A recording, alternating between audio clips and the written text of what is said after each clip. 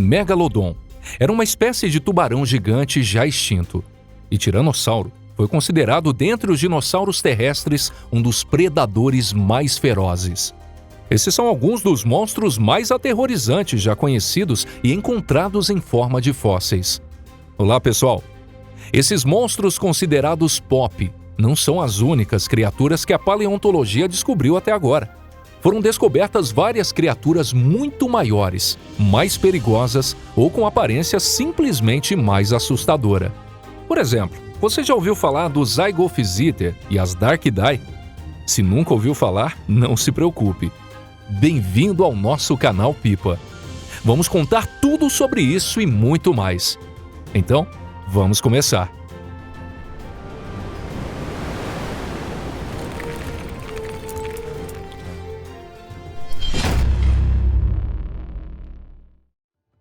As Darkidae.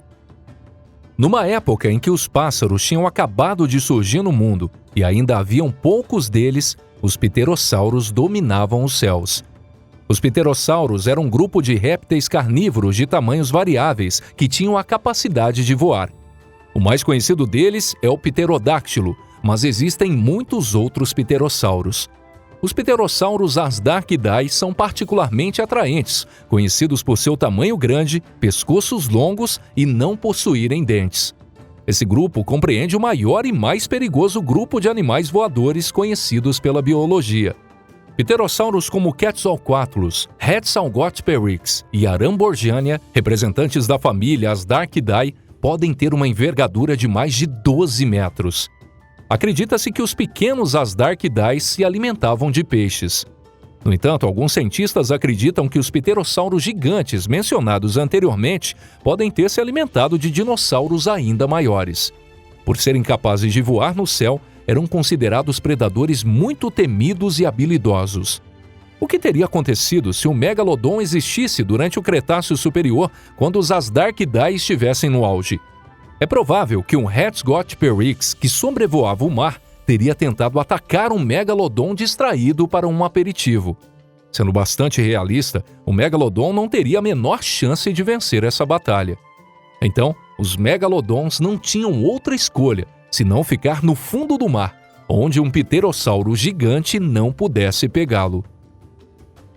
Purussauro. Dinossauros, pterossauros e ictiossauros são considerados répteis, mas não pertencem a nenhum dos grupos de répteis atualmente existentes. Geneticamente, pode-se dizer que os dinossauros possuem tantas coisas em comum com lagartos, cobras, tartarugas e crocodilos quanto vocês têm com os gatos. Ou seja, mesmo que nós e os gatos sejamos mamíferos, somos muito diferentes. Alguns desses répteis mencionados como lagartos e cobras sobreviveram a extinções em massa ocorrida durante os períodos de Cretáceo e Paleógeno. Por outro lado, seus parentes, os dinossauros, que viviam lutando entre eles, acabaram sendo extintos. Dessa forma, durante o Mioceno, há cerca de 8 milhões de anos, seres de água doce como lagos e rios da América do Sul aparecem no topo da cadeia alimentar, sendo um deles o Purussauro, um crocodilo gigante pertencente à espécie caimã. Os especialistas agora sabem que haviam 3 espécies de purussauros. O maior deles chegava a 16 metros, conhecido pela biologia como o maior crocodilo. Acredita-se que o purussauro se alimentava de quase todas as criaturas que estavam à sua volta, incluindo capivaras e botos. Era raro o megalodon entrar em rios e lagos, mas, caso isso acontecesse, acho que teríamos uma boa briga entre ele e o purussauro. E sobraria bastante carne de tubarão para nós. Deinosuchus. Mas mesmo na era dos dinossauros, os crocodilos nem sempre estavam com fome. Como prova disso é a existência de grandes e perigosos predadores como o Deinosuchus. Ele viveu há cerca de 80 a 73 milhões de anos, onde hoje é considerada a América e o México. Era um parente distante do crocodilo atual, com cerca de 12 metros e pesava até 8 toneladas e meia.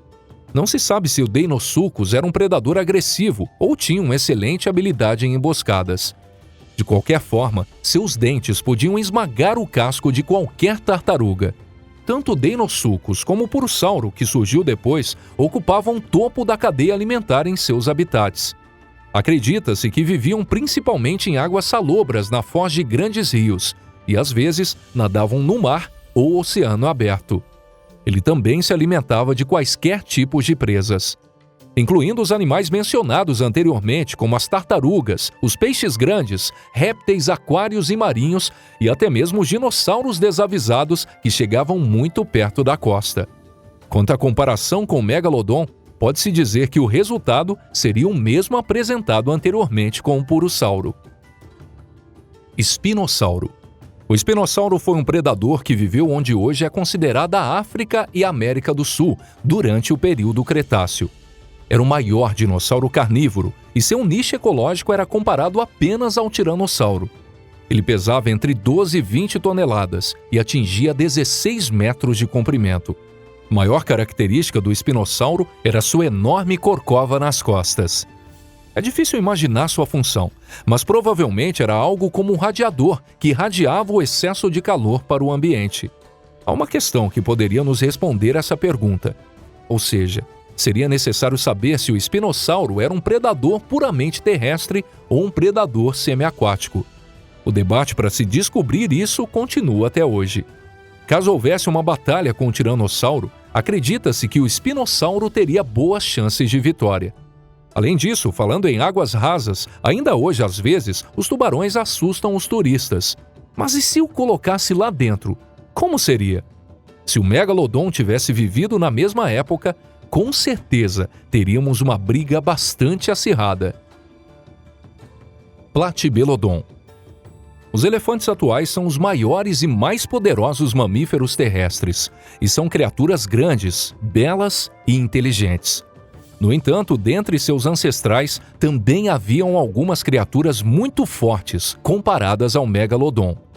No Mioceno, cerca de 15 milhões de anos atrás, o Platybelodon vivia na savana africana.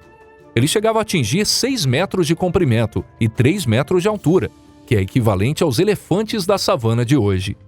Mas tinha uma característica que os tornava ainda mais perigosos.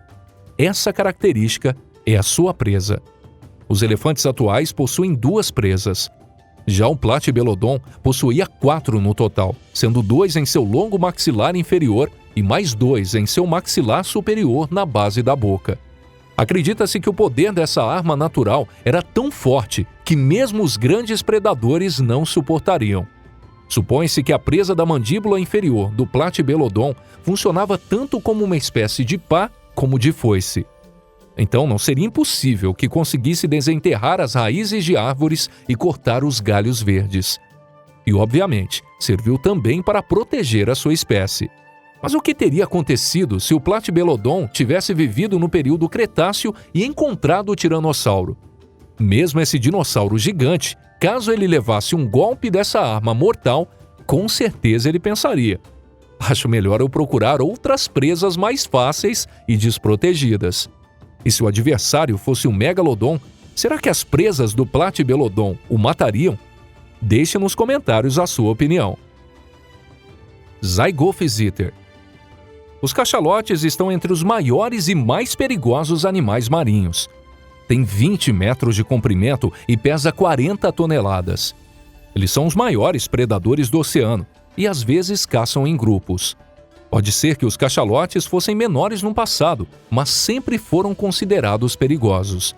Por exemplo, o Zygophysiter valorai, que viveu no final do Mioceno há 6 milhões de anos, pode ser seu parente distante. Seus fósseis foram encontrados na Itália. O tamanho do Zygophysiter pode parecer modesto em comparação ao megalodon e os cachalotes atuais, com apenas 7 metros. Mas, obviamente, o tamanho não é tudo. O Zygophysiter possuía dentes muito grandes e afiados. Isso significa que eles conseguiam comer grandes presas e conseguiam se defender de forma bastante efetiva de outros predadores.